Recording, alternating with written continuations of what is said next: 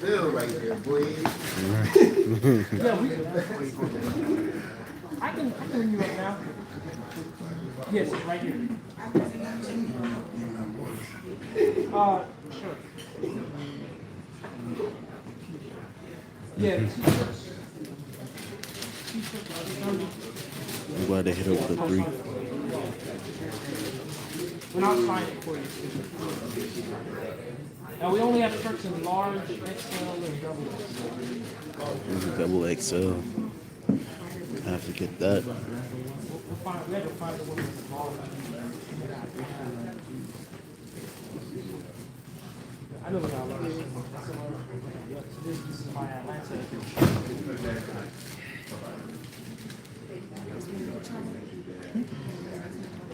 Oh yeah.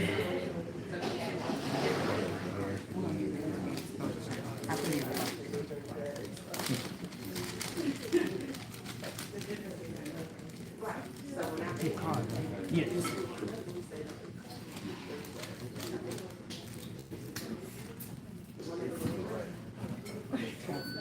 Thank you so much. You want me to sign your shirt?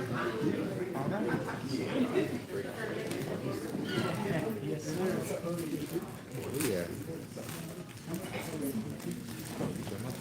So this is when I did my events here in Atlanta. This is the vehicle I ran off of the plastic scat pack. That light is horrible. I know, right? I'm trying to record over here too. Yeah. Greetings, YouTube. We're here. Naturejab, Seafood Social. No.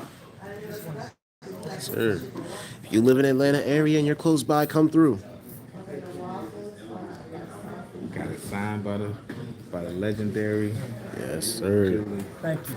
Yep, Naturejab. Hey, love, man. yep. Rasta man.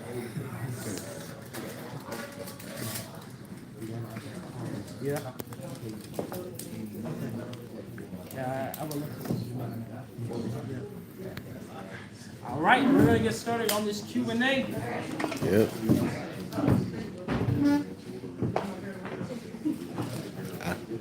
This way. All right, so the last question we had, it was asked, what is the conversion rate? So like how much plastic to how much fuel? And the conversion is 10 pounds to 1 gallon. That's about 4.4 kilos to 4 liters. So for every 10 pounds of plastic, we get 1 gallon of fuel. But that fuel is the crude oil. That's not just specifically gasoline, diesel, or jet fuel. Out of every gallon of crude oil, about half of it is diesel, and then about 25% is gasoline, the other 25% is jet fuel. So you said 10 pounds of plastic to 1 gallon? to 1 gallon, yep. Mm-hmm. Yep, did that answer your question? Yes, sir. Next question? Yes, right here. Yes, greetings again. I'm very blessed to be in your presence. I want to give thanks to your mother and your father for that moment they had that brought you into the cosmic manifestation of what we're witnessing today. The question I have for you is, do you see this becoming something that can be sold to homeowners where they can, where you see even smaller machines where they can just recycle their own plastic and get their own fuel? Has that thought come to you?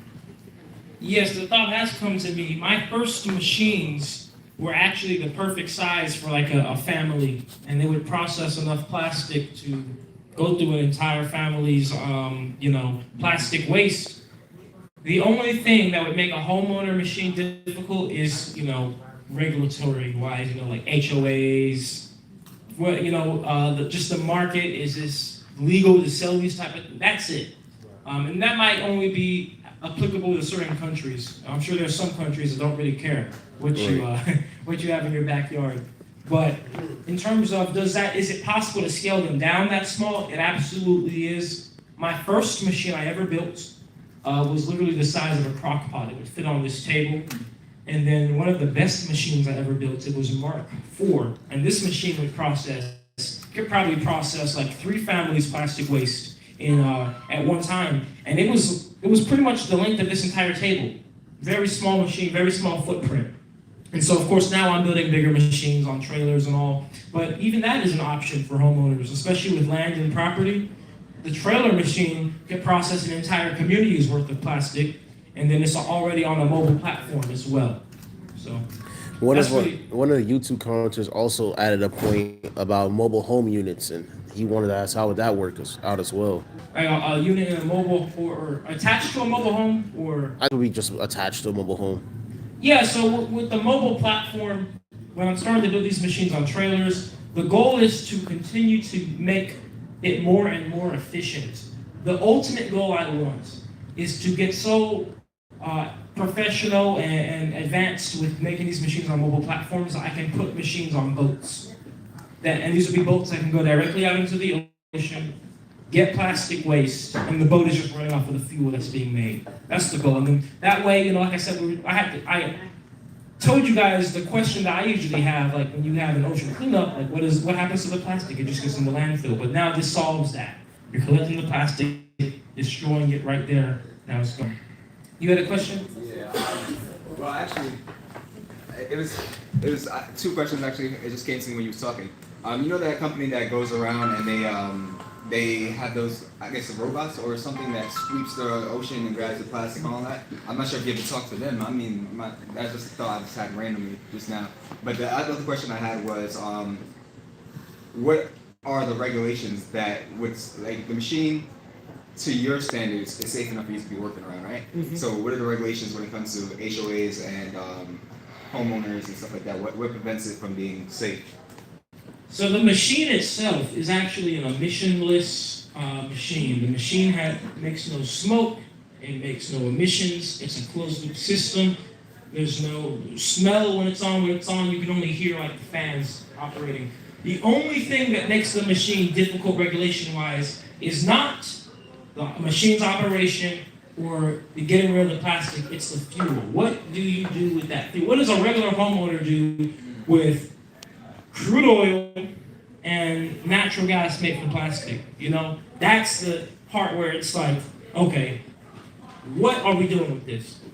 And so that's the one piece that's kind of like an iffy zone where it's like we don't quite know. This is like almost like new laws need to be written specifically for this. Because there is a way to do it. I mean, as it stands, you can store gasoline in your house. As it stands, houses run off of natural gas. So we use these same resources as homeowners every day, but to create them right there in your house is just a different thing. And it might take a certain type of machine that, or maybe even a whole new system where, you can have these machines in your house, but the actual fuels that are created have to be collected by a government agency, and that government processes it and then redistributes it within the gas stations. Who knows? That's just something that I don't have an answer to because that's so dependent on your state, your country, your county. Everywhere is different. Right. But the main thing I want to do is work as close as I can with government, so that way, when the government understands the value of this machine and what it's bringing, they work with me to allow these we can make it work. So maybe if it's not immediately every homeowner, we can at least have this in every community, right? Every county, and maybe it's just the government operating it because they can then deal with the fuel products. Right. I have a YouTube question. J Tweezy for Sheezy has asked, have you thought of going to, I know, cool name. Have you thought of going to countries like India or Asia to clean up their plastic waste? So building these machines mobile is also the perfect platform to me for especially other countries, especially developing nations. To build a huge decentralized machine costs tens or hundreds of millions. Developing nations that need plastic waste technology the most can't afford that. With us having machines on trailers, for example, and I'm not saying this is what it will be, but my goal is if I could get these trailers to be sold for like maybe $100,000 or so. That's a low enough price where that could be fundraised. Like if we want a machine in Burkina Faso and Ghana, and if they can't afford it, we can fundraise that $100,000, even if it was $200,000, right? And then you could, you get these machines out, and then a single machine is so versatile because a machine will do more than just cover this one area. It's mobile, so now it can cover an entire region, right? So I like that piece of it, and then also it's also about a price range where a government that is in a developed nation could buy a ton of these units and get it out and make an impact quick. So that's why I want, and every nation in this world is a part of my goal. I've actually been teaching myself Spanish for the past 11 months for that very reason. Because I understand, look, our neighbors, Mexico, Latin America is right there. All of them need it just as much. And I'm going to continue to teach myself different languages because I'm going to go to all these different countries and bring this technology there. I saw you had a question? Yeah, thank you. All right. Yeah, thank you for having this meet and greet. We really appreciate you. What I wanted to ask you is, do you have a strategy of like when dealing with the government, where you'll be like lobbying for a certain, policies to be changed and regulations to be eased up? Are you open to like getting into local politics and kind of having a constituent, a group of men and women who can kind of speak on your behalf or part of your company on that side of it?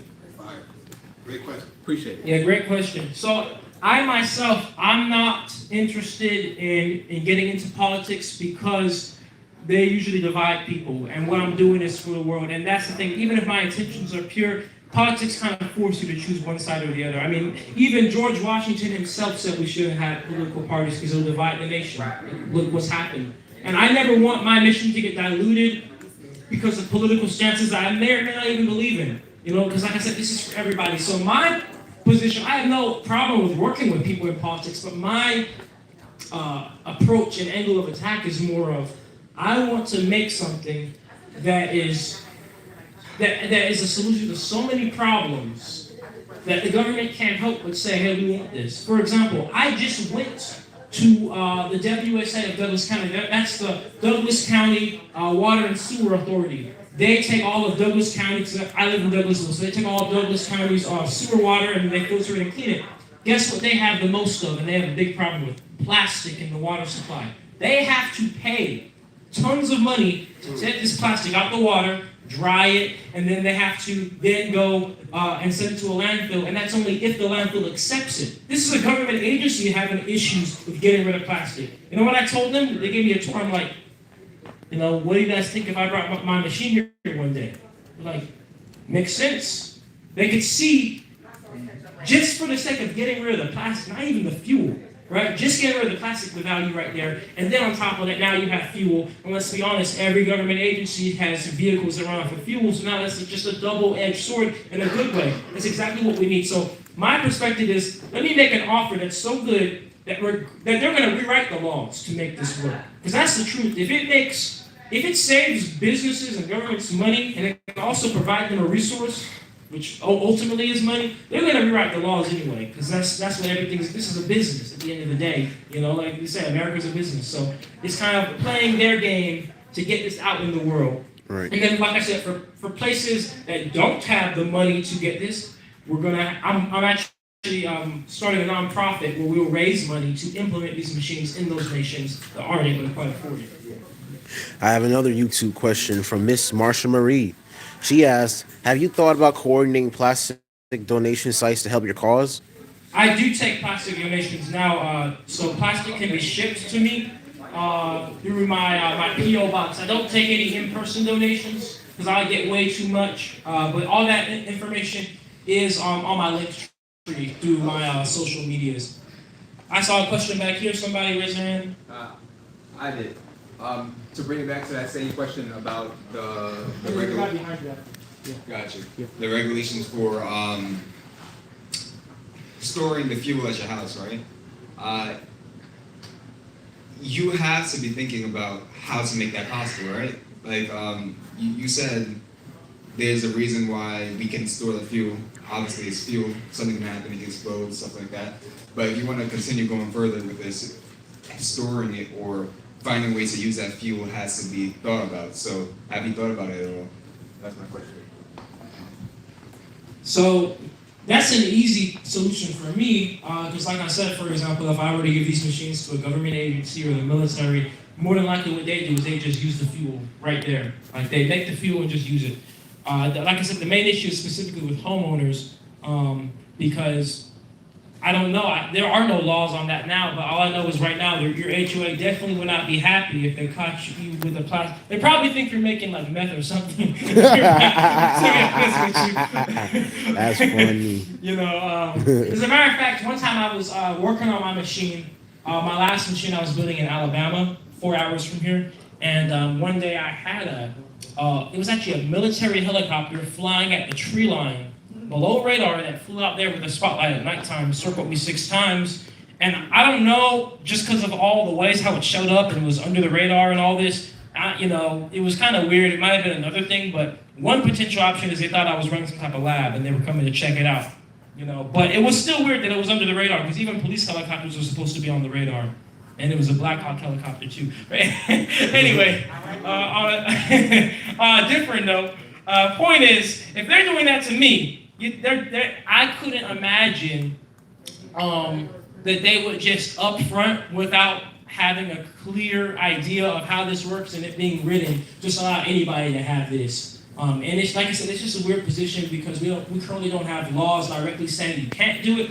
We also don't have laws saying you can do it. And so that's the thing with homeowners. It's difficult. Businesses is a different thing. Governments are a different thing because you can be zoned properly. You know, it's that type of thing. Right. Yep. So you have a question back there? Yep. Yeah, you kind of answered the question already, but I'll just jump on my thoughts right there. I just wanted to know your thoughts on reclamation and redistribution of the fuels and whatnot when you scale your project to a large enough demographic, like in the state of Georgia and everything like that. There'll be a lot of people or homeowners and whatnot that might not need like diesel or like inject fuel and stuff like that. So if you could reclaim it and redistribute it or resell it to companies that do, as far as needing funding or fundraising, kind of good solution. I just wanted to know your thoughts on it. Thank you. No problem. Yeah, so my goal is to sell the machines, because to me the real value is the plastic waste problem, and the more machines out there, the more we're fighting the plastic waste problem. So that's my goal. I want to master these portable machines and sell them like hotcakes all around the world. And I really just want to give the responsibility of the fuel up to the agency or the government that buys it. Because like I said, from that perspective, if I'm giving it, like for example, I've been in talks with the government of Hawaii, right? They were interested. And this was a little bit way too early on, so I couldn't work with them because I'm still in prototyping. But like for example, if they bought the machine, they're going to figure out how to make it implement into their rules and laws and regulations. Because I'll be honest with you, that's a huge waste of time for me to go through all of this fuel stuff. It's so complicated. It takes so much money, so much time, just for a political candidate to lobby and close you out, right? It doesn't make sense to me. I'd rather put that time towards building new machines. And the truth is, like I said, if you can sell the idea of what the machine does enough to the right government, they will make the laws work for it. And then eventually, it probably will trickle down to a consumer level. But I'm saying it more than likely will have to start at a business and a government level, just given what it is, because what we're making is considered hazardous materials, because these are fuels that you don't want to contaminate the grounds. These are fuels that, of course, can explode and catch on fire. And so it would just, distribution-wise, it would be very difficult for me to, for example, have my own gas station. Like, so when I put my machine on the trailer, it would be illegal for me to drive around and sell you all of you fuel, right? I could do that on the low, some black market stuff. I'm not doing that, by the way, because I know somebody on YouTube is I'd never do that, but $2 gas, $2 hey, gas. well, technically it's illegal for me to sell it to you. I don't think it's illegal for me to just give it to you. Free fuel. Yeah. Free fuel. No. That's a whole different thing, a black market of fuel. But yeah, this is kind of like prohibition all over again, right? Right. Yeah. Question for you. Walk us through the process from plastic bag, plastic waste to finished product. how long does it take?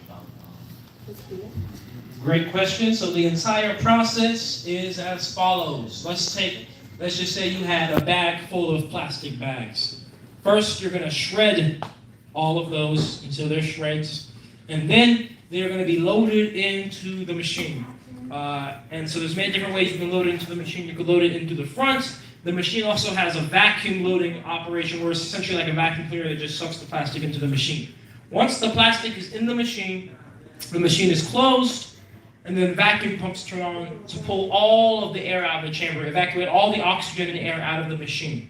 Once the machine is free from air, in the inside of the machine there are these auger blades. It looks like a giant screw, a giant slinky, and it turns to rotate the plastic up and down the horizontal chamber of the machine. And so those turn on, and then microwaves turn on. Those microwaves then heat up the plastic, and they start to break the plastic down. But since there's no oxygen or air inside the machine, the plastic does not catch on fire. It cannot catch on fire. Just like, if you have a candle, you put the lid over the top of a candle, it goes out. It needs air to breathe. So there is no fire. Instead, what happens is those plastic bags that are now shredded, they melt, and then they break down again.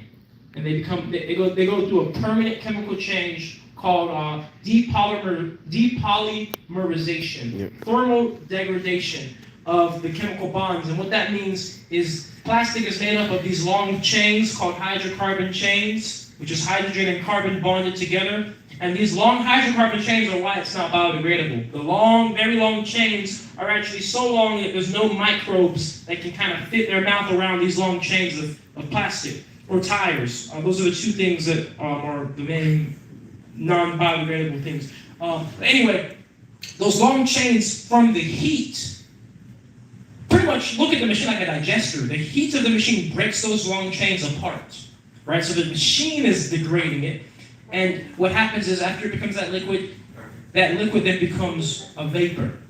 And that vapor is no longer plastic. It's a permanent chemical change. There's no source of plastics, no source of microplastics. That's a completely different product from that vapor. And that vapor is the result of those hydrocarbon chains that made up plastic. Think about plastic like a solid form of crude oil. Now it's returned it into the vapor form of crude oil. It's been liberated, and now it's permanently a new product, the petroleum vapor of crude oil. That vapor now is just like how water can turn into steam, and steam can then turn back into water, just like how clouds rain through condensation. That petroleum vapor can then be condensed back into liquid petroleum, liquid crude oil. And there's some vapors that never condense and stay vapors permanently, and those vapors are natural gas. They burn clean, they burn well, and they're compressed into tanks. So now, at this point, let's say the machine's been running for about 4 hours at this point. Now, after about 4 hours, you're going to have about a gallon or so of the crude oil. I'll answer that question, because some people do actually ask me as well, like how long does the process take? So the machine can be continuously loaded with plastic, but the machine takes a minimum of 4 hours to get to the right temperature, because it's a big machine. Now, the next machine will be smaller, so it'll take less time, but that was the case. You had to run the machine for at least 4 or 5 hours to get it to the optimal temperature to really start making a ton of fuel. And once you get it to optimal temperature, you'll be making about a gallon an hour, right? Especially when you're continuously loading plastic in. But anyway, so about 4 or 5 hours in, you get your first gallon. Now, let's say you turn the machine off at that point and don't load any more plastic in. Now that plastic crude oil is crude oil. It's not really suitable for an engine, just like crude oil isn't. It needs to be refined. So now you take that natural gas that's compressed and stored in tanks, and you start the process of fractional distillation, or basically refinement. So this crude oil is in this keg. Now the natural gas burner is underneath, and then you boil that crude oil to specific temperatures to get specific fuels out. So the boiling point of gasoline is about 100 degrees Celsius, or about 212 degrees Fahrenheit, the same boiling point as water, for example. So you heat up the crude oil to exactly that temperature, and then only the gasoline in the crude oil becomes a vapor and vaporizes off, and then it can condense and collect on the other side. So now we're just getting gasoline, just plastoline. Now I want diesel. Okay, now I heat it up to about 230 degrees Celsius, which is over 400 degrees Fahrenheit. Now, just diesel is being vaporized. So at that point, that's such a high temperature, all the gasoline is already vaporized and gone. Now we're getting to the boiling point of diesel. Now diesel is coming over at that really high temperature. Now we collect that. Jet fuel is kind of in between gasoline and diesel. It comes over. Honestly, jet fuel is pretty much diesel with certain additives in it, so it's around the same temperature range. But at that point, we get our different fuels, gasoline, diesel, and jet fuel made from plastic waste. And that's how I know they're all different. I mean, that's how I know what the gasoline is, the diesel is, the jet fuel, because of the temperatures I had to raise the distiller at to get them. Another way I know it's gasoline, diesel, and jet fuel is what's called the flash point. So, guys, what happens, I have a question for you all. What happens if you take gasoline and you pour it on the ground and you drop a match on it? It ignites. Mm-hmm. It engulfs. Catches on fire. What happens if you do that to diesel? It doesn't, because it uses a kind of striker Diesel system. does not catch on fire with a match. Welcome in, thank you, man. So diesel has a very high flash point. Gasoline has a very low flash point. You can drop a match in a tub of diesel and it will put the match out. So that's how I know it's different. I do a flash point test. I literally do just that. I take a lighter, like some of the gasoline, a little sample, or that caught on fire diesel, take a little sample, doesn't catch. Jet fuel doesn't catch either. And that's another way to verify the difference between the two. Does that answer your question? I have a question. My question is simple. Have you thought about educating, doing some classes, some type of training? That's something I'm personally interested in. That's what I like to do. So I kind of go in that direction biasly. But wanted to see if you're thinking about that, if you want to do that, if somebody wanted to start that with you, what would be the steps? Yeah, I do plan on educating, and it's actually perfect, because here's the entire idea. Okay. I'm going to build this next machine, and the blueprints will be made public. I'm going to write a book, and the blueprints will be in the book. This will be open source for the world. And so, now... Give it up. Yeah. Thank you. Now here's the thing. You can have the blueprints, but I'll tell you guys, I've blown myself up before. So I wouldn't necessarily recommend just building the machine just because you have the blueprints. There's a certain level of understanding. As a matter of fact, I blew myself up so bad that I turned my black ass white. Look at my foot. My foot is literally white. That's the scar right there. Or when I blew myself up over 2 years ago. Wow. Yep, I blew myself up. So, you know, it's not surprising because I'm making fuel. But the point is, there's a safe way to do it that I've now learned because I've been accident-free for the past 2 years. And I've understood my mistakes and all that. And when these blueprints become public, I've already had people that, for example, send me emails on like Brazil and other countries saying like there are some people in Africa, Nigeria I've seen that are rebuilding my work and it's beautiful. And I always tell them like stay safe and stuff. But when these blueprints come out, I want to also then start classes, show people how to make it. Because here's my idea, right? Okay, I could be the type of person where I'm like, I'm the only one who knows how to make this. I own all the rights. Everybody has to pay me to build the machines. Or I'm like, no, we need to give this out to the world because there's no way, even if I had the biggest plastic to fuel company, I would never be able to handle all the plastic in the world. Right. There's too much. But my perspective is this. Naturejab will make the best plastic to fuel reactors. Because even if you patent your technology, a patent becomes public information for everybody anyway. Right. You can look up any patent and look at exactly how something is made, and all somebody has to do is change a few things, and now they're able to have their own separate patent. That's why Coca-Cola never patented the formula, because they didn't want it to become public information. But my idea is, let it be public information. Let people know how to make it, and I will just continue to be ahead and make new innovations, new strides, and I'll be the best. It's kind of like an electric car versus a Tesla, right? People associate Tesla with like a specific type of electric car versus just an electric car. Or like a Bugatti versus a Prius, right? They're both cars, but there's a big difference between the two, and that's my perspective. But with that being said, I want to do classes. I want to do the entire education piece on it because, let's be honest, a lot of people, oftentimes, I'm surprised nobody's asked yet, but people all the time ask me like, are you worried for your safety and stuff? And I'm not. I don't believe in operating in fear, for one, but also, I'm very open with everything I do. My journey is public, and that's something that I have learned by observing the pitfalls of past inventors. They keep it secret. They get the patents. Then it's easy to just shelf the patent and make them disappear. Or shelf the patent and buy them out, make them shut up, right? But if you're doing the opposite, and you're public with everything, you're open with everything. We saw what happened last year when I had an intense cybersecurity attack and I had to step away. People thought I was kidnapped. There was news articles everywhere saying he's missing. Nobody was quiet about it. You know, it's not easy when somebody's out there with everything, and that's why I decided that this is the approach. I learned for example, from Nikola Tesla, because he went down the traditional route of, just getting backing from just anybody, from, letting anybody just tell them patent this, patent that. And even though Nikola Tesla invented AC electricity, the reason why we have lights on in this room, he died with probably $70 in his name. Because that's how they do you.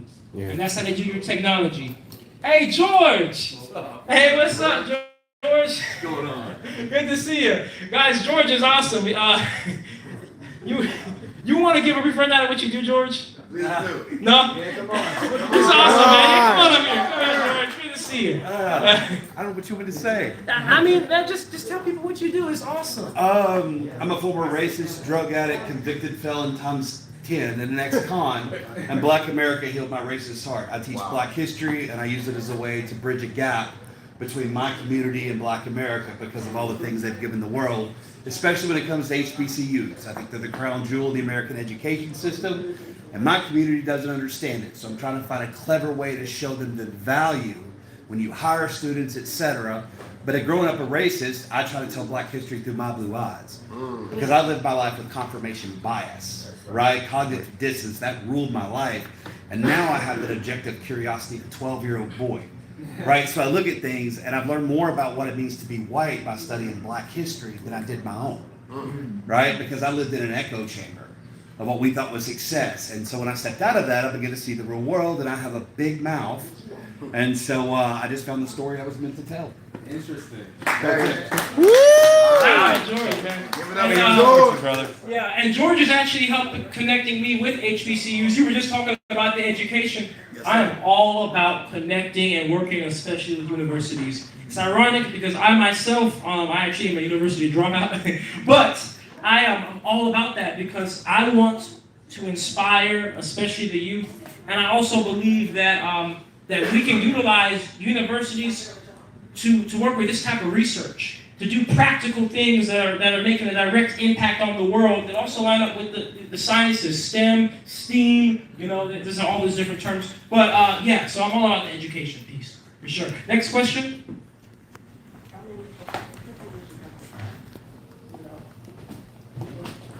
Yeah, so I see you and Moses, which are very important for this community. So I was wondering, do you think that you and Moses could use your technology to leverage us to get a gross domestic product and diplomatic recognition? Because no matter what we contribute to this world, we are not able to go to Walmart and send American dollars to our own economy. And these type of technologies are leveraged so you can approach the world saying, you must acknowledge our diplomatic recognition for you to use this technology, because they're starting to use your technology now. And to what degree are you talking about when you're talking about the diplomatic knowledge? Are you talking about from the side of being African American, or are we talking about all the way back to we want to send money back to Africa?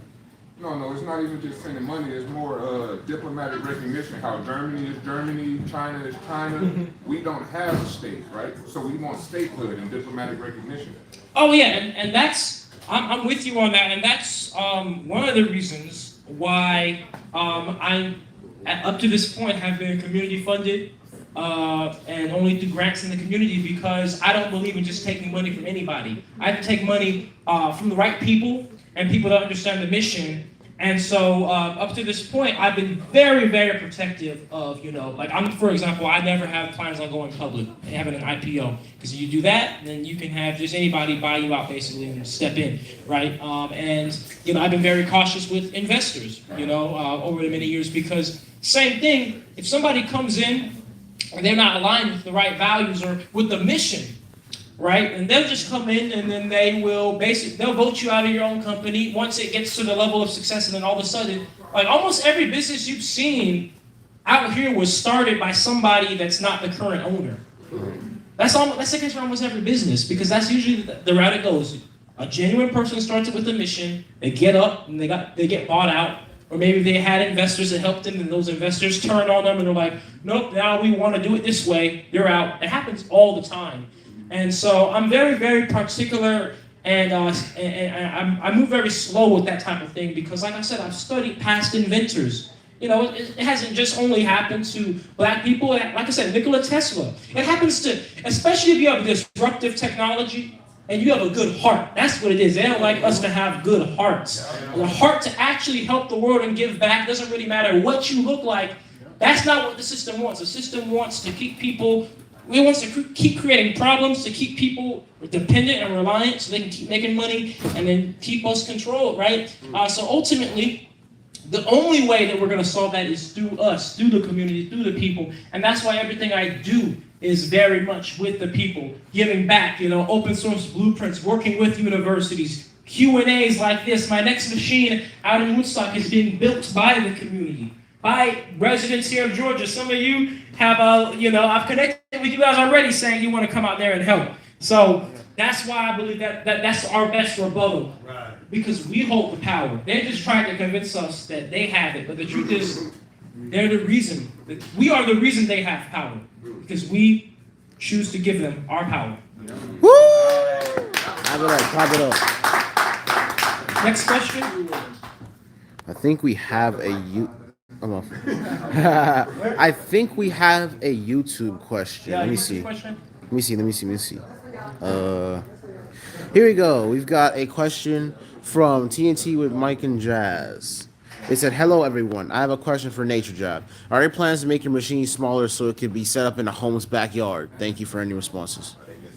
Yeah, I've already made smaller machines that could go in backyards. We were speaking about this earlier. It really is just more of a matter of regulations, HOA. Will they allow you to have a machine in your backyard that makes fuel? Probably not, considering you can't even make your own whiskey or moonshine. Why would they let you make your own gasoline? 110 octane gasoline, tax-free in your backyard. That might be a little bit too American. A little bit too much freedom. Right. Yeah. So, just to be a little clear, like, let's say someone who owns a gas station and they already passed certain regulations, is there any way possible that they could advocate to sell the plastic fuel and kind of bypass, you just starting from scratch?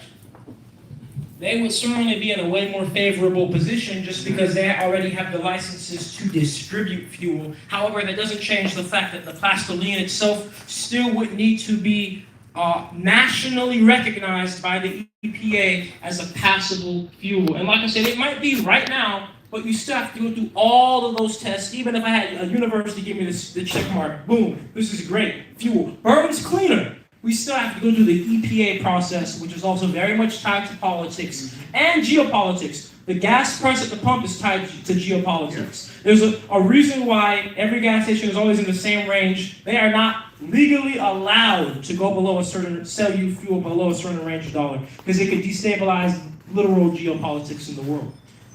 So fun fact, by the way. Next question. We have a YouTube question, in fact, from David Higgins 5102. The question was, what type of waste is created from this process? Also, is there any environmental benefits that can come from the waste? So that's actually a really good question. So when plastic is put in the machine, I forgot to answer this on your question because this is the last step.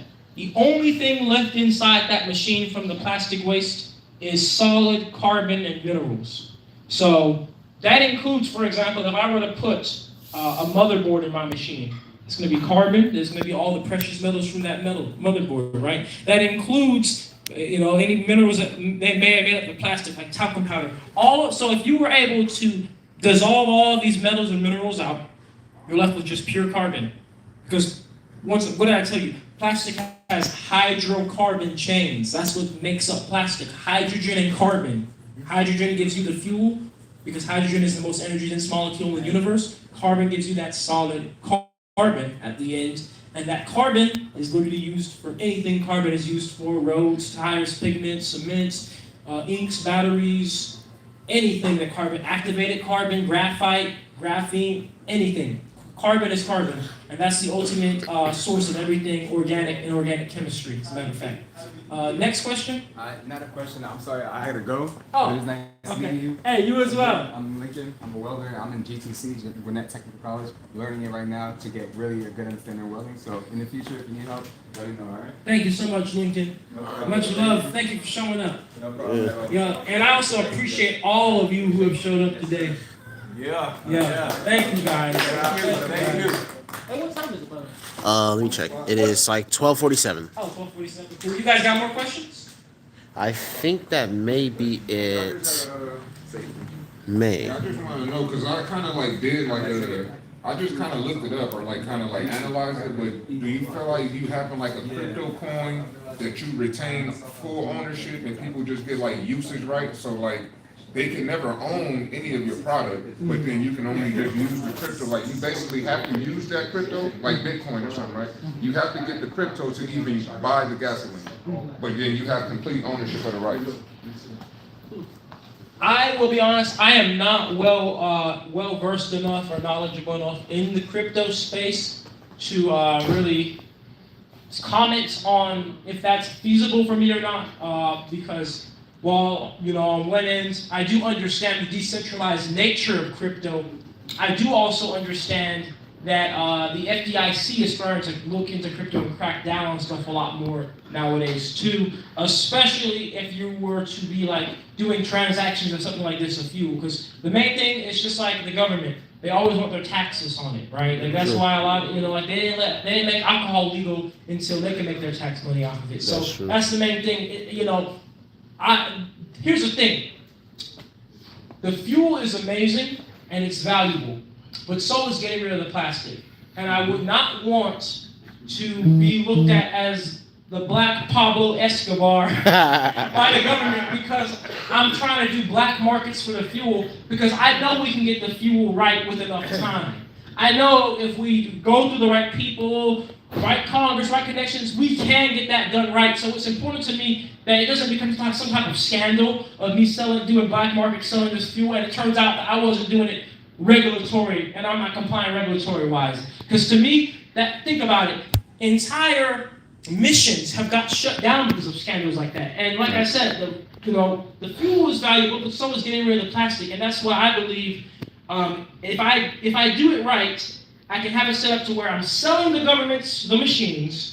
They deal with the fuel, and by doing that, they need to make new laws for the fuel, which will then get trickled down to everybody. So eventually, maybe one day, you can get plastoline at the gas station with enough time. But particularly here in the U.S., it's a really, really tough market to crack into just because of how it's set up and all of the different laws. As a matter of fact, I'll tell you guys this. So I have tons of love, so much supporters. But, there's always duality and polarity. I also have a lot of people that don't like me, a lot of haters.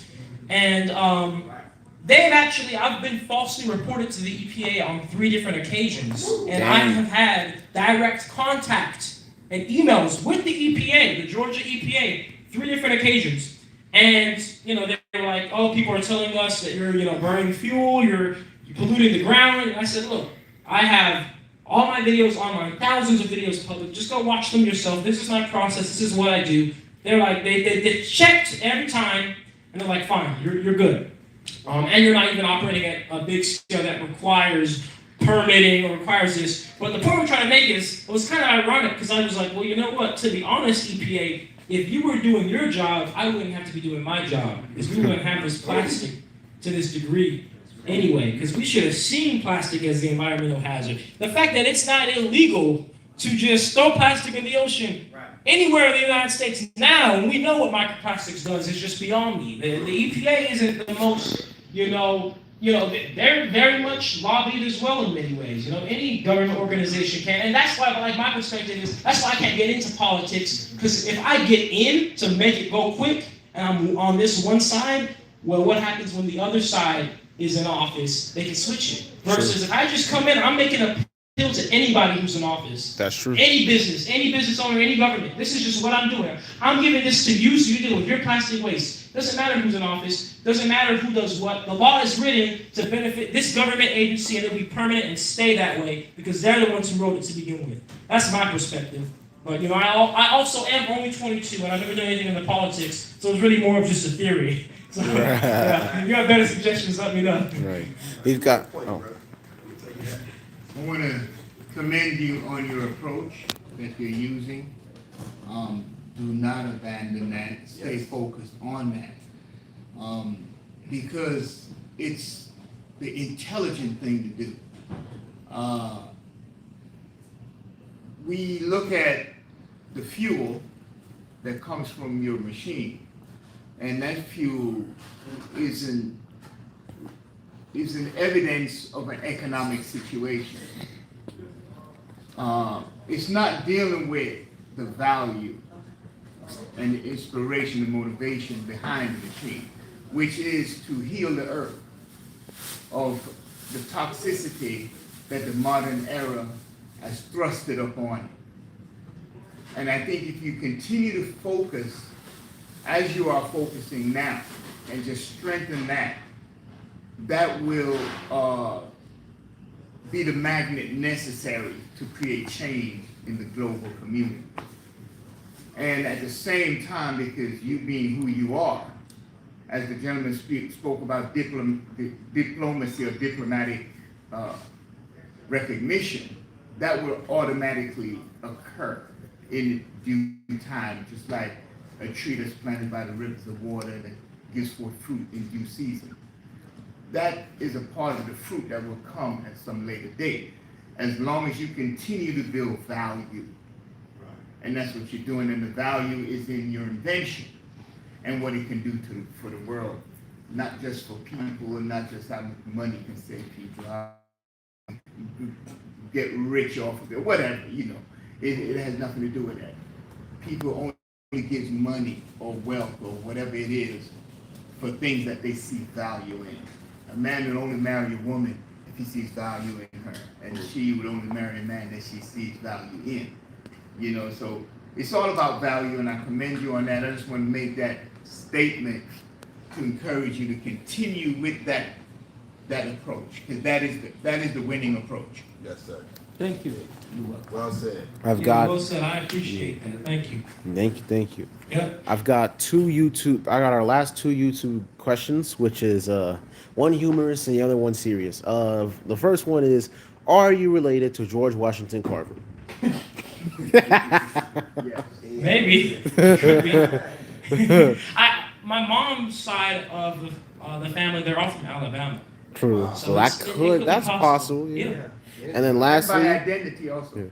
that question was from Franklin White Z6R, and our last question is from Morrison Spouch, and his question was, how much is a machine?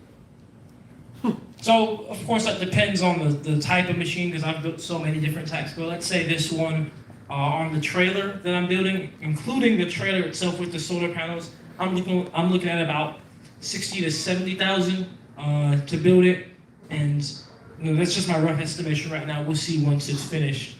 But that's how much it costs to build. And then, like I said, I want them to be sold in like the between $100,000 to $200,000 price range, depending upon what the final operation cost and manufacturing cost comes to. Because at the same time, that is the price to build it here in the States. Right. With states parts and all that. So it can only go down from there, to be honest. Stateflation and state tax. Stateflation. Yeah. So true. Yep. Great question. Any other questions here? Anybody else? Broad question. You said that you were utilizing help. How do we connect to do that? Well, since you all are right here in the same room, you can just come up to me if you want to physically help the construction of the machine in Woodstock, Georgia. Or also if you have a company and if you're at all interested in being a sponsor on the side of the bus that'll be pulling the trailer. We can talk about that as well since we're all right here in the same room. Do you have price points for that? I do. I have a sponsorship packet that I'll have to email. Okay. Yeah, but we can talk about it now. We made the connection now. We're all right here. Yep. Right. Yeah, and for those of you online, by the way, if you guys didn't know, we are live streaming on YouTube. I guess I should have said that. Yeah. But anyway, for those of you on YouTube, you can go to naturejab.com/Mark5, and from there you'll find a form you can fill out if you want to be a volunteer to work on the next build. And from there, you can also find my email in which you can reach out if you're interested in being a sponsor. Right. Yep. The mark, I'm just curious, the title mark, what does that represent? It's just like It's just representing kind of like the Iron Man suits. They just have like different concepts. It's prototypes. Right. You know? okay. So yeah, Mark 5. I'm thinking Mark 5 will be the last prototype. Right. You know, that's my idea. And from that point, every machine from there will no longer be a prototype. It will actually be like generation 1 machine. Generation, you know? Right. Yeah. And I assume you come up with an actual name for Yeah, the an machine actual at that name point. probably will go with it too. I have ideas. Yeah. So, yep. Yes, I'm just, I'm curious, do you need to partner with any nonprofits or anything? Do I need to? Yeah, just in case, like, that might be easier if you pool the money together, if you not. Yeah, I'm actually doing just that. I started a nonprofit at the beginning of this year called Jab Innovations. I am waiting on the 501c3 status. But here's how it's going to work. I'm building these trailers, which are going to be great demonstrations for especially people that with large networks. And that will allow me to raise money, take nonprofit donations to Jab Innovations, and Jab Innovations will be responsible for constructing and deploying the machines that will go out into the oceans. Because there's no profits to be made by collecting the plastic out of the oceans, to be honest. Naturejab will sell the for-profit for the trailer machines to be domestic on the road, you know, on to government agencies and all that. So that's how it's going to work. Because I'm here to solve the problem, the plastic problem. It has to make business sense if we want to truly stop it. But then we also, you know, we have to clean up what has already been done out there in the ocean, and that's why we'll have the nonprofit side to raise the money for those. And then the nonprofit side will also raise money to implement any type of machine in countries that normally otherwise couldn't afford it. So like if I want to raise money to get a machine in the Philippines, you know, we could do that through Jab Innovations. So that's my thought process. All right, so I think we have not more of a question, but an inquiry from Prince Royale 195. They stated that they pretty much implored you to research Holedium Labs. So it said, write it down on a napkin if you must. Holedium Labs has its own YouTube channel, and he'd love a collaboration if possible. Well, can you just tell that person to email me? Right. So I would say just email him. You know, naturejab.com. You can find an email there. Email him, and pretty much you could probably get that sorted with him. For sure. All right. Any other questions? Any other questions? Well, I'm open to any and all questions. Is there a minimum sponsorship? All of that is shared in our packet. So we'll connect, and I'll just send you the email, and you can see all the different ranges we have. Yep. So we have a wellness center, a juice bar, and we wanted to potentially like do a grand opening and possibly host Naturejab. Is that something they just talk like offline, private kind of conversation to see if that's... When are you guys going to open? We're looking like first week in March, you know, March area. We're just getting the permits and stuff. We're going through that part now. Yeah, well, I would definitely, if you guys would be open, I would love to do something like this over there. Perfect, okay. Where I could just have a great, because it's always awesome, you know, especially like, let's take for example today, it is Valentine's Day, so a lot of people that may have wanted to show up couldn't because maybe they had plans, dates, and so I want to always give people the opportunity to have this experience, especially in Atlanta because I live out here, so I don't think I can ever do too many Atlanta events. So yeah, I'd love to do that, and that'll help you guys too, you know, get out there, so thank you. That'd be awesome. Yeah. Yeah. Any other questions? I don't think we have any more on the YouTube side, All but... right. Well, thank you all so much for the amazing questions, everybody. Thank you all so much for showing up again. I probably for the rest of the remainder of this event will be back here at this table with my Jab Armor products. But with that being said, yeah, if you guys want to connect with me for more information on things, feel free to come up. And thank you all again. You guys have made this an amazing Valentine's morning. Thank all of you. And thank you to all the owners. Oops. Thank you to all the owners of Seafood Social. Thank you to Chef of the Diaspora Funds. Thank all of you for making this possible. I actually do have one more question. I do have one more YouTube question.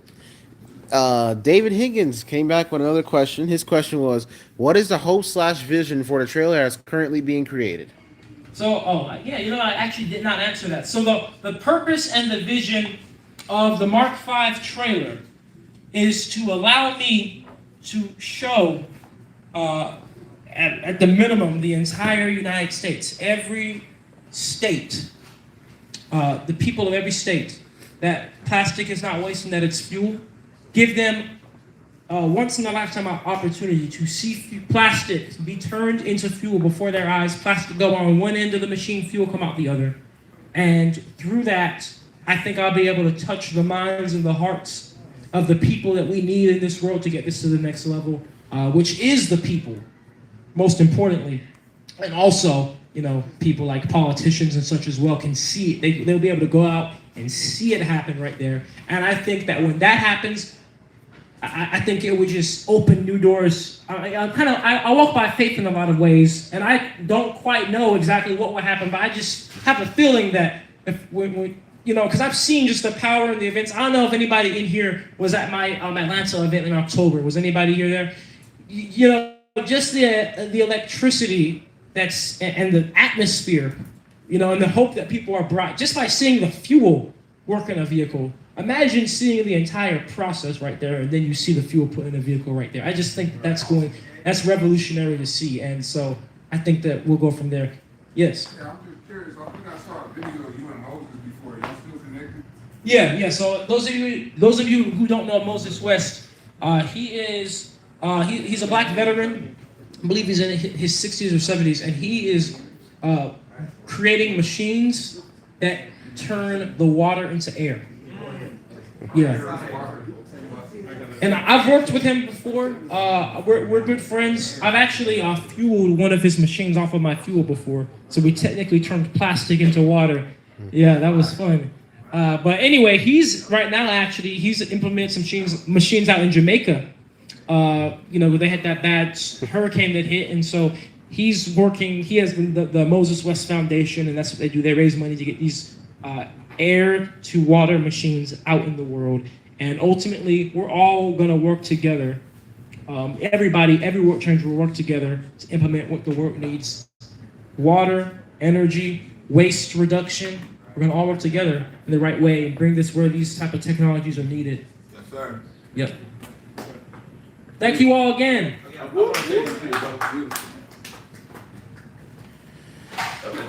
Thank you so much for tuning in, YouTube. Yeah, you can. We're glad that you came. Actually, let me say one thing on this. Yeah, go ahead. Here. You want to say something? Yes, sir. Okay, yep. All right, go ahead. All right, once again. Oh, yeah, turn it on. Just yep. Yeah. Hello. Once again, I want to thank everyone for coming out today at Seafood Social.